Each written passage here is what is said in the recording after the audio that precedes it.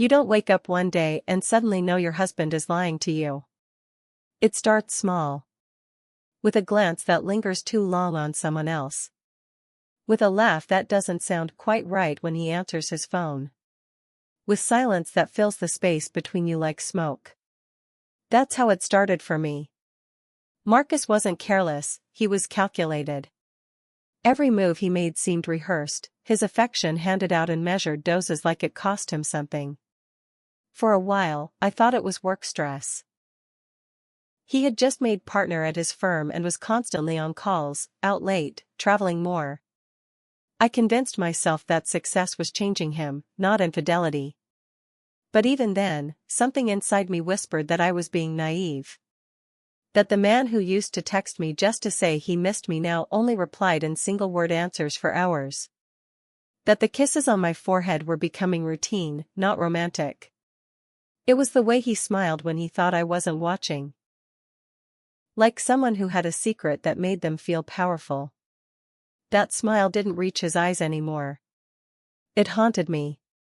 What happened next was rather unexpected. I will tell you everything, but first, if you enjoy stories like this, you want to be part of the 10% viewers who click on the like button. It makes us really happy.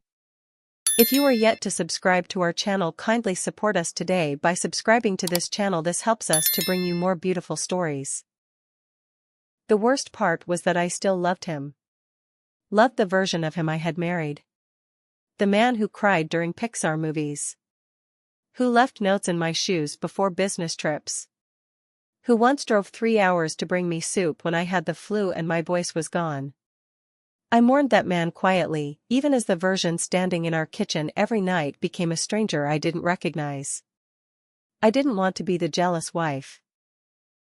I didn't want to go through his phone or follow him or accuse him without evidence. So I kept quiet. For a while.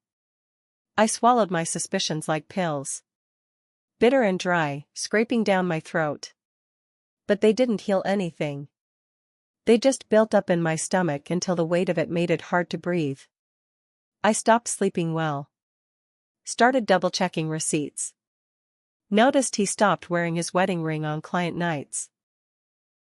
And each time I found another small sign, I would sit on the edge of our bed and ask myself, am I going to do something about this? Or am I going to keep pretending? The answer came one Thursday afternoon. I had just gotten home early from work, my meeting cancelled last minute. Marcus wasn't supposed to be home until late. But there he was, standing across the street from our building, talking to a woman I didn't recognize. She was older. Elegant. Gray streaks in her hair, a crisp white blouse tucked into dark jeans, posture like she owned the whole city. He was laughing in a way I hadn't heard in months. Open, easy, charming. The kind of laugh he used to save for me. Then he touched her arm. Just briefly. But it was familiar. Too familiar. He hadn't touched me that gently in weeks. I didn't confront him. I didn't make a scene. I simply stepped back from the window, took a breath, and reached for my phone. It was time to stop waiting for him to confess. If I wanted the truth, I would have to drag it into the light myself. That's when I called Camille. Camille was an old friend, someone who had once caught her ex cheating and turned it into an art form. She didn't just get mad, she got methodical. And I needed someone like that. Not someone to tell me I was overreacting, not someone to help me cry over wine. I needed clarity. Camille listened, paused, and said, "You don't want to catch him. You want to test him." That word stuck with me. Test. Not accuse. Not stalk. Test. It was brilliant. Clean. If he passed, maybe I'd sleep again. If he failed, I'd finally stop torturing myself. She connected me with someone discreet. A woman named Celine who specialized in what they called integrity checks. She was poised, professional, and had done this before. She wasn't interested in ruining marriages. She was interested in showing women who they were really married to. We met at a coffee shop the next day. Celine asked me about Marcus, his likes, habits, preferences. I told her everything. His taste in books. His weakness for red wine and red lipstick. The way he lit up when someone asked about his career. She took notes like a detective. "I'll approach him naturally," she said, "and let him show you who he is when he thinks no one's watching."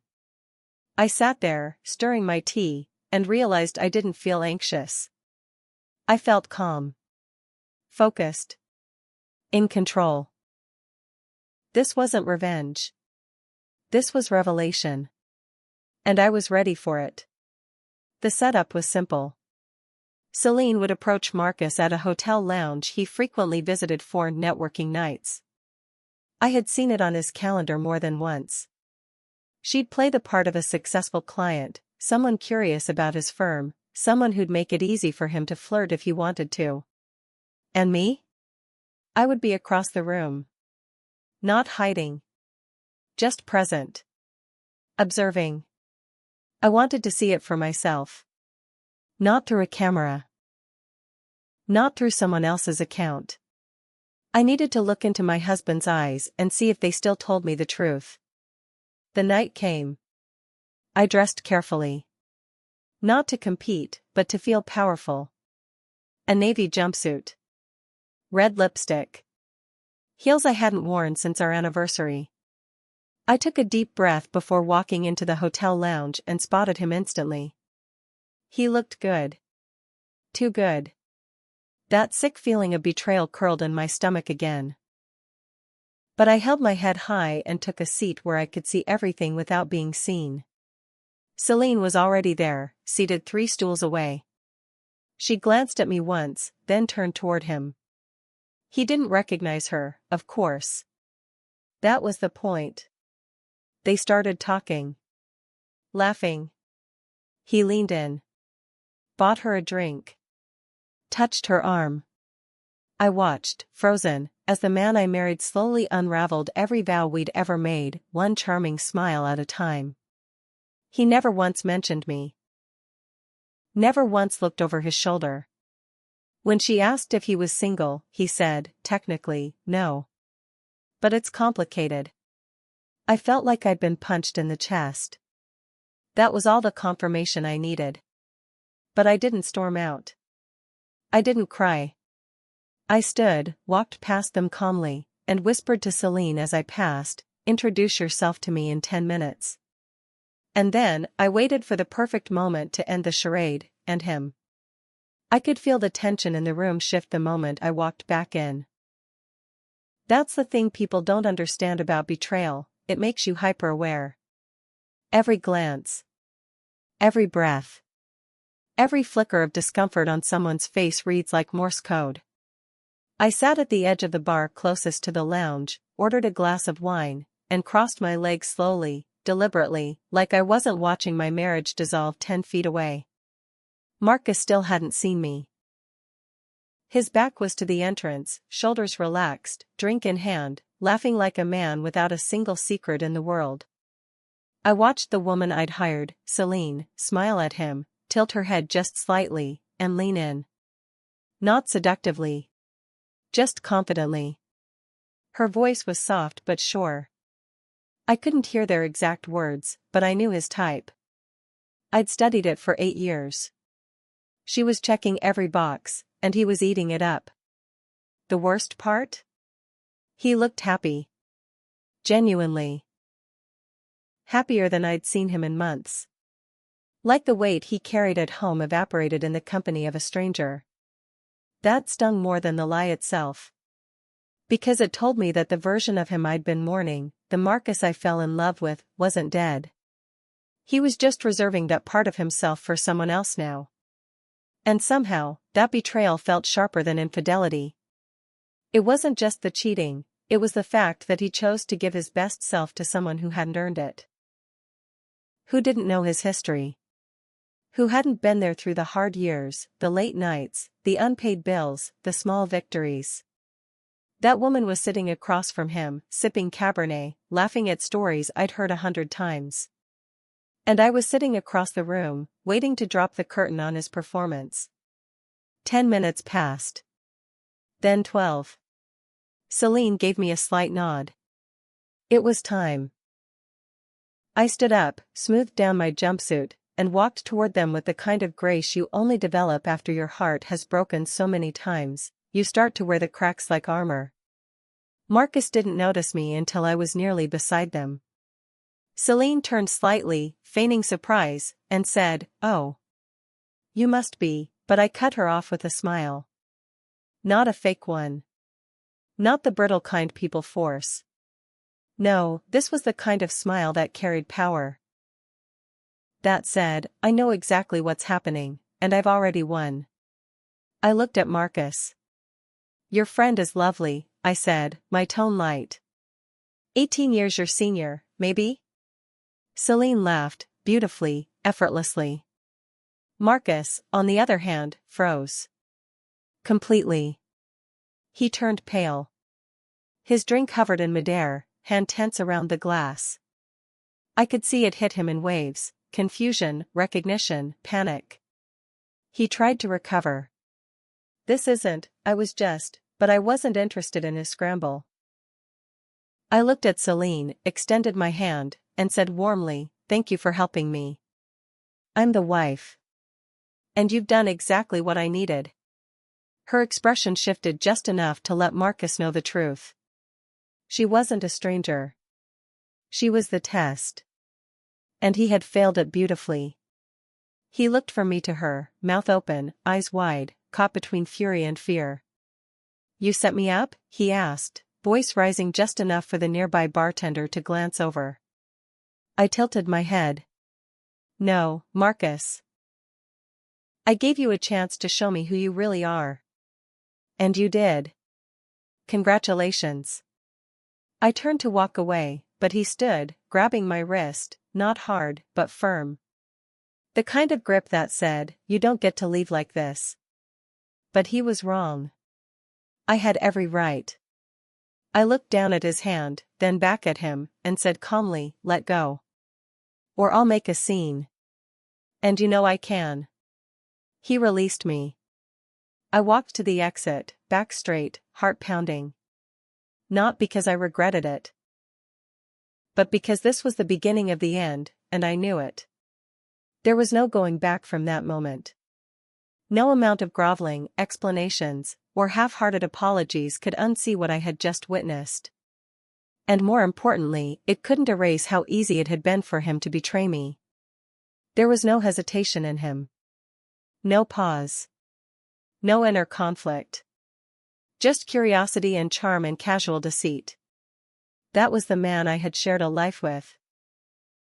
And now I had to accept that the life I thought we had was a lie built on routine and denial. Back in my car, I sat in silence for 10 minutes before turning the key. I didn't cry. Not because I wasn't hurt, but because my sadness had long since calcified into resolve. I had given this man 8 years. I wasn't going to give him the satisfaction of seeing me shattered. I was going to dismantle this marriage the same way I had planned this confrontation. Carefully, strategically, and with complete control. Let him be shocked. Let him scramble. I was done explaining myself to people who treated my loyalty like a guarantee. And Marcus had just proven he wasn't worth the fight. I called Camille on the way home. "It worked," I said. He took the bait. Her voice on the other end was steady.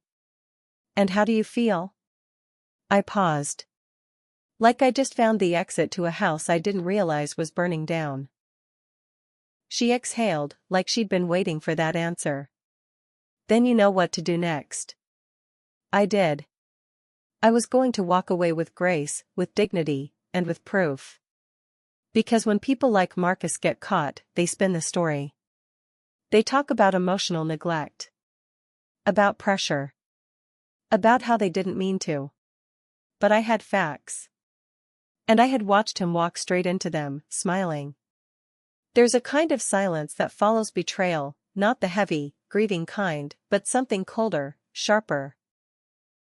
Like the air right before a thunderstorm when everything stills and even the birds go quiet.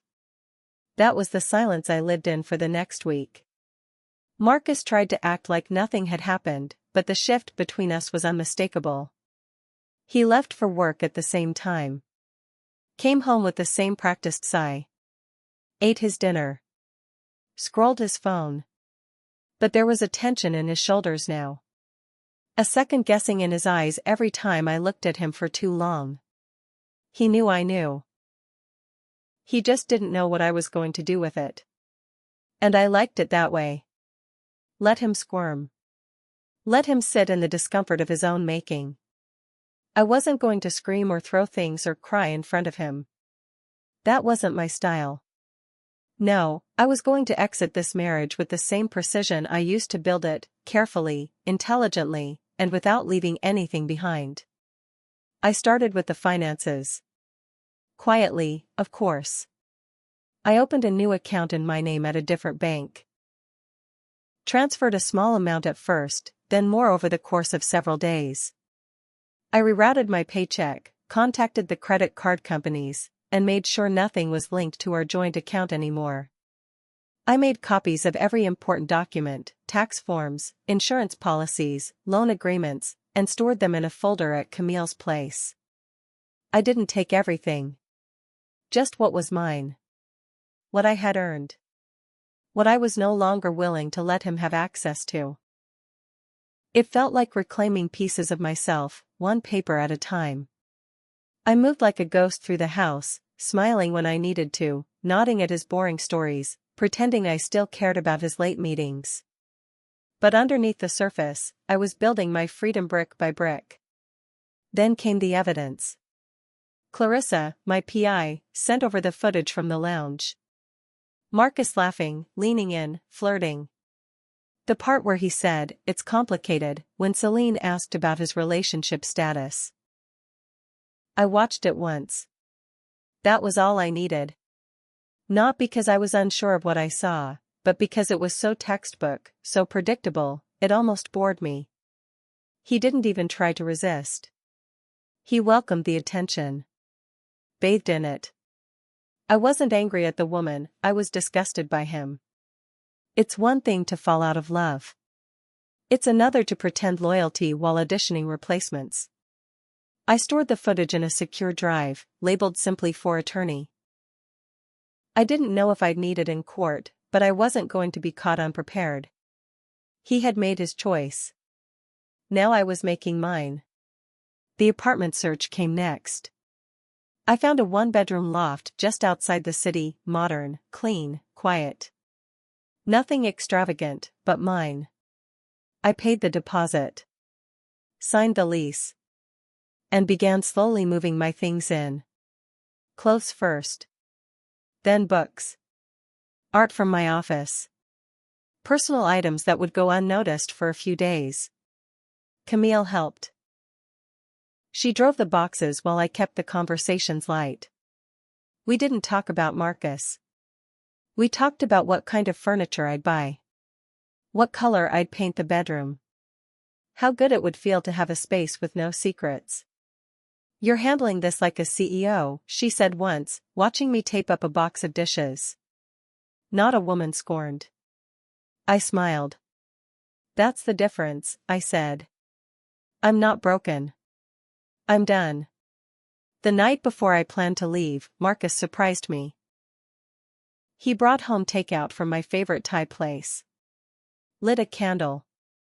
Opened a bottle of wine. I watched him from across the table, wondering what performance he thought he was giving. "You've been quiet lately," he said, reaching for my hand. "Everything okay?" I looked at him and saw a man trying to rewind a story that was already finished. I nodded. "Just tired. Work's been intense." He accepted it. Because of course he did. Marcus was the kind of man who needed comfort more than truth. He would believe anything I said, as long as it didn't threaten the illusion he lived in. He smiled at me with the same mouth that told another woman he was complicated. And I drank my wine, knowing it was our last dinner as husband and wife. The next morning, I left before sunrise. No note. No confrontation. Just my absence. I took the last box from the hallway closet, loaded it into Camille's trunk, and didn't look back. The apartment was quiet when I locked the door behind me, eerily so. I paused for a second, keys in my hand, and listened. The silence didn't feel sharp anymore. It felt clean. Like something had finally ended. Like I could breathe without waiting for the next lie to land. I imagined him waking up to an empty house. No breakfast. No routine. Just the echo of what he thought was permanent unraveling in real time. Let him panic. Let him call. Let him beg. I was already gone. When I got to the new apartment, I didn't unpack right away. I stood in the center of the living room, sunlight pouring through the windows, and let the stillness wrap around me. There was no scent of him here.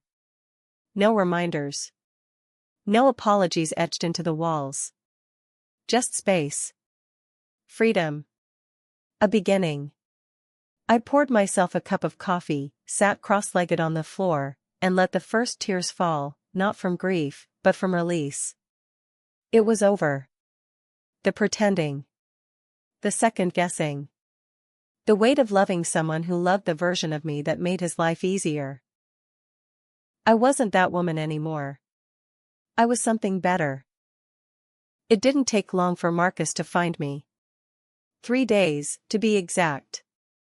I got the first call just after 6 a.m. on a Tuesday, no caller ID, but I knew it was him. I let it ring. Then again at 6:17. Then 6:41.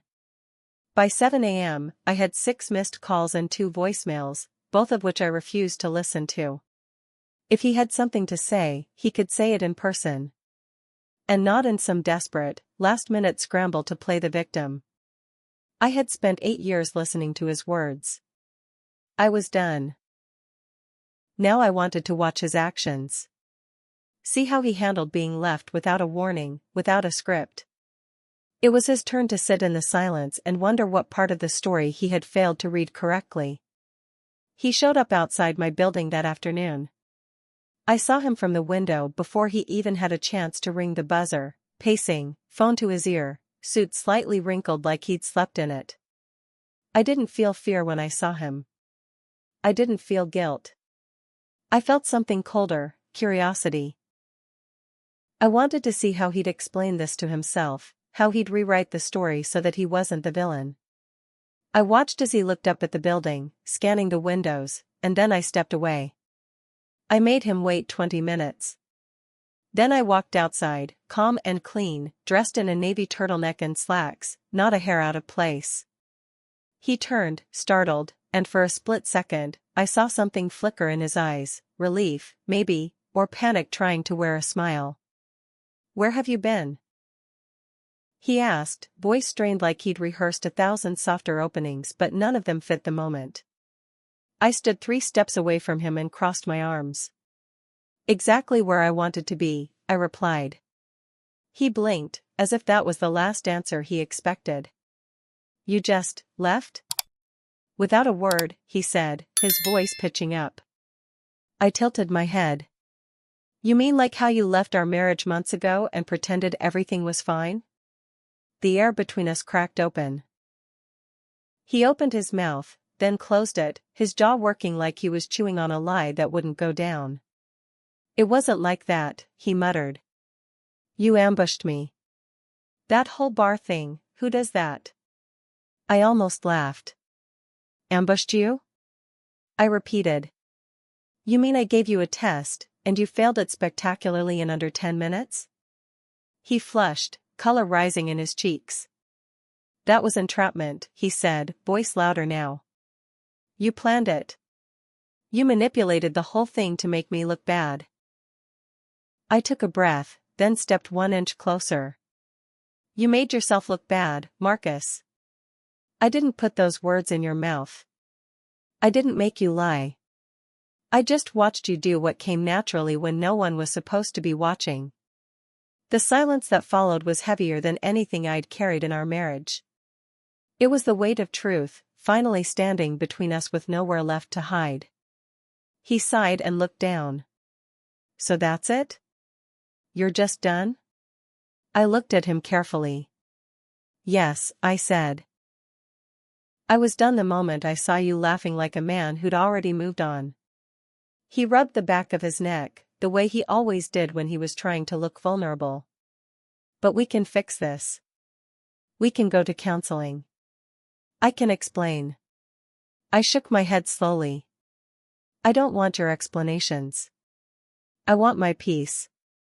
His face twisted then, into something angrier, harder. So you're just going to blow everything up because I flirted with someone? And there it was. The reveal. The justification he'd been waiting to use. It wasn't cheating. It was just flirting. You're overreacting. It wasn't that serious. I smiled sadly. You didn't just flirt, Marcus. You lied. You hid. You created a version of yourself you knew I wouldn't recognize, because you didn't want to be accountable to the one who knew you best. His eyes dropped again, this time without any attempt to defend himself. You planned this whole thing just to catch me, he said quietly. I stepped back. No. I planned this to free myself. And with that, I walked past him and back into the building, the sound of the door clicking shut behind me echoing louder than any goodbye could have. Inside, my heart was pounding, but not from fear. From certainty. From relief. From the knowledge that I had faced the moment most people run from, and I hadn't blinked. That night, I sat in my new apartment, pouring tea into the same mug I'd packed from the old house, and felt the first flicker of pride rise in my chest. I had left without begging. I had exposed a lie without turning into a monster. I had handled the end of my marriage with more grace than he ever deserved. And now, it was time to rebuild. But not from scratch. From strength. It's strange, the way silence changes after a rupture. In the beginning, when you suspect something is wrong, silence feels thick and suspicious, like a warning waiting to be decoded. But once everything breaks, once the truth is out and the damage is done, silence becomes something entirely different. It becomes peaceful. Not because everything is okay, but because there's no more pretending. That was how the days felt after I walked away from Marcus. For the first time in years, I wasn't bracing myself for an emotional sucker punch. I wasn't decoding half-truths or lying to myself about what I deserved.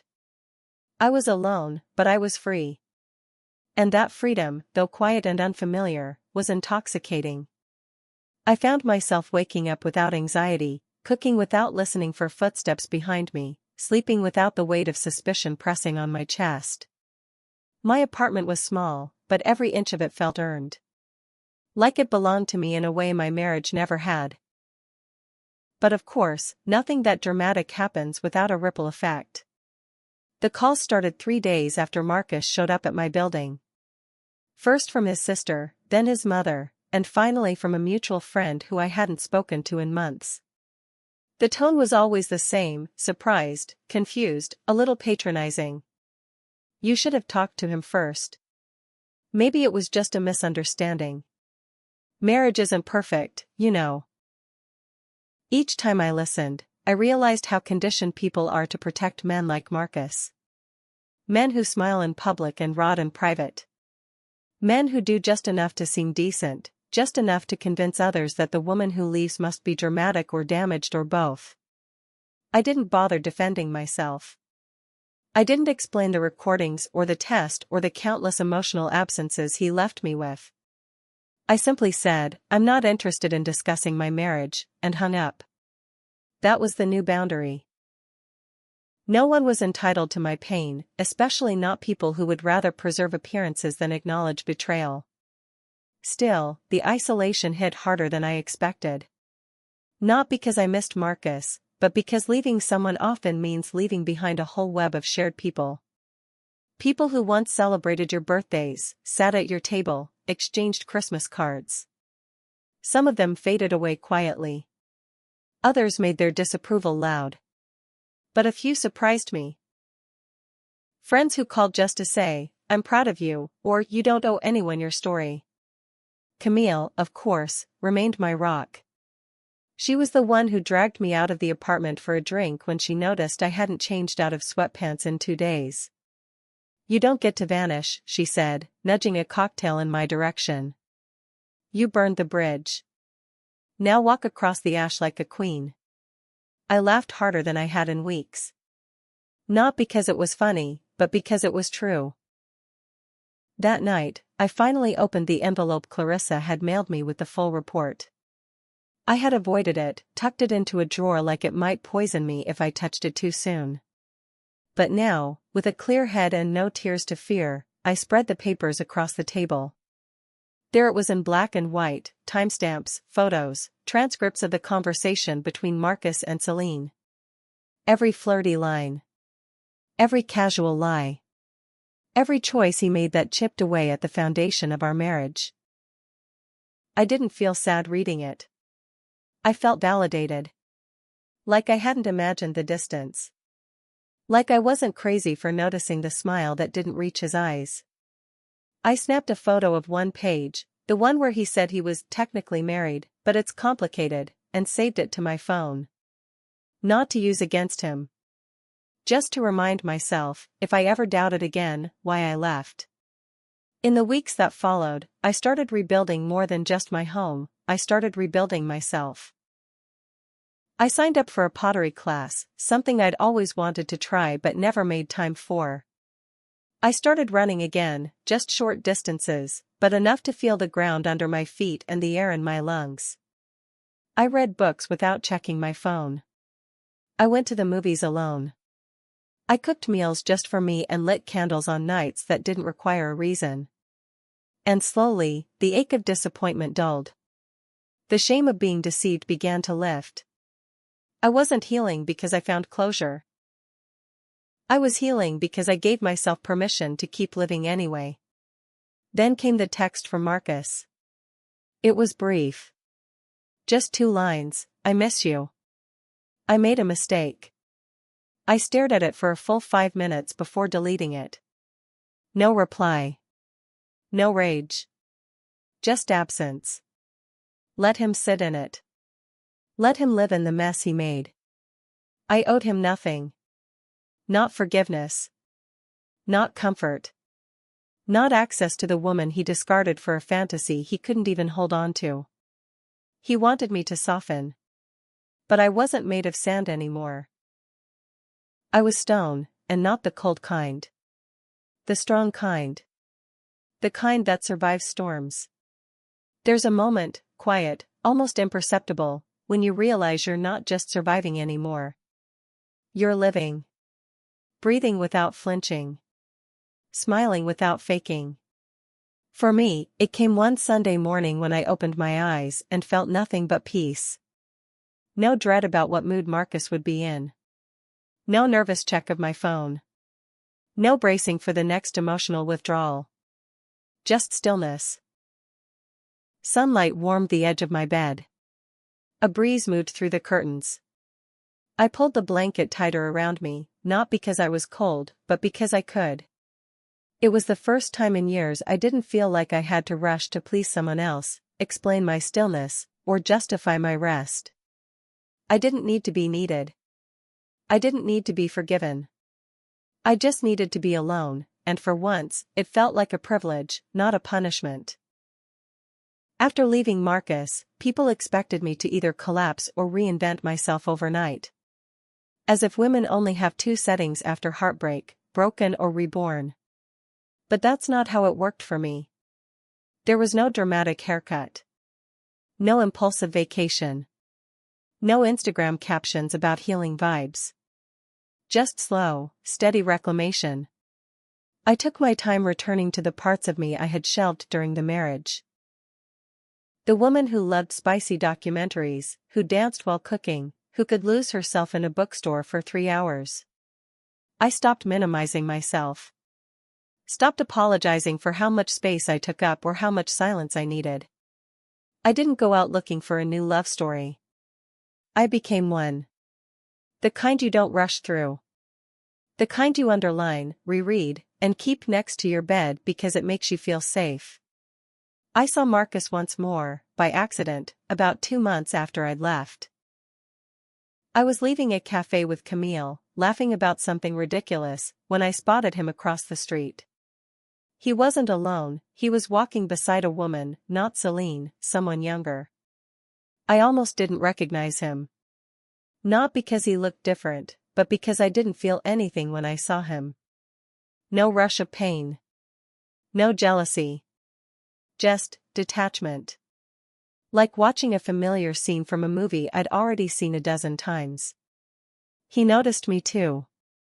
Our eyes met for only a second. He opened his mouth, maybe to wave or say something, but I looked away before he could. Not out of spite. But because there was nothing left to say. I had said everything when I walked away and never looked back. Later that night, I sat on my balcony with a blanket around my shoulders and a mug of tea in my hands. The city buzzed below, alive in its own rhythm, uncaring of who had just ended a marriage or discovered their worth. And I liked that. I liked the reminder that life moved on. That people healed. That not every betrayal had to define the rest of your life. I thought about the woman I used to be, gentle, eager to please, patient to a fault. I didn't hate her. She had tried her best. But I had outgrown her. And I wasn't going back. Some people said I was cold for how I left Marcus. That I should have talked it out more. Given him another chance. That I blindsided him. But here's the thing no one talks about. How women are expected to burn themselves down to keep everyone else warm. How we're supposed to absorb pain quietly, so no one feels uncomfortable. I stopped doing that. I set boundaries, not fires. I didn't leave to hurt him. I left because staying was killing me in small, invisible ways. And now, months later, the version of me that had been buried under years of emotional erosion had finally come up for air. Camille helped me plan a small get-together that weekend. Nothing big, just a few close friends, wine, music, good energy. We didn't call it a freedom party or anything dramatic. But everyone knew. It was my quiet way of reclaiming joy. As the apartment filled with laughter and the sound of glasses clinking, I looked around and realized how different everything felt. There was no forced small talk. No glancing at the door waiting for someone to come home and change the mood. Just comfort. Genuine connection.